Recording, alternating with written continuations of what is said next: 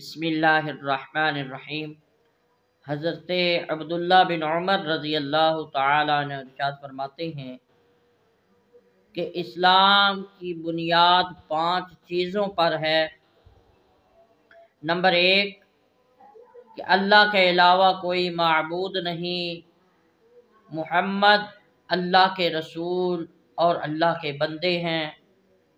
نماز ادا کرنا، زکوٰۃ ادا کرنا، حج کرنا اور رمضان المبارک کے روزے رکھنا۔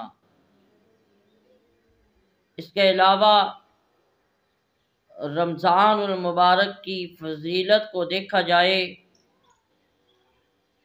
تو حضور تاجدار مدینہ صلی اللہ علیہ وآلہ وسلم نے ارشاد فرمایا کہ رمضان المبارک کے شروع ہوتے ہی جنت کے دروازے کھول دیے جاتے ہیں، جہنم کے دروازے بند کر دیے جاتے ہیں اور شیاطین قید کر دیے جاتے ہیں۔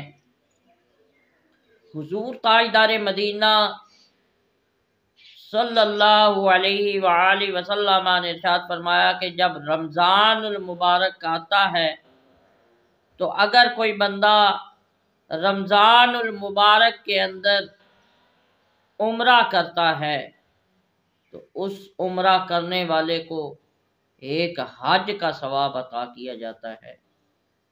اور پھر اسلام کہتا ہے کہ اگر انسان ایک نیکی کرے تو وہ جتنا مخلص ہو کر نیکی کرے گا اس نیکی کا ثواب اتنا زیادہ بڑھا دیا جائے گا۔ ایک نیکی کا ثواب مثل الذین ينفقون اموالهم فی سبیل اللہ کمثل حبۃ انبتت 7 سنابل فی کل سنبلۃ 100 حبۃ واللہ یضاعف لمن یشاء واللہ واسع علیم۔ کہ ایک نیکی کا جو اجر ہے وہ 700 گنا بڑھا دیا جاتا ہے اور اللہ اس سے بھی زیادہ ثواب عطا کرنے والا ہے۔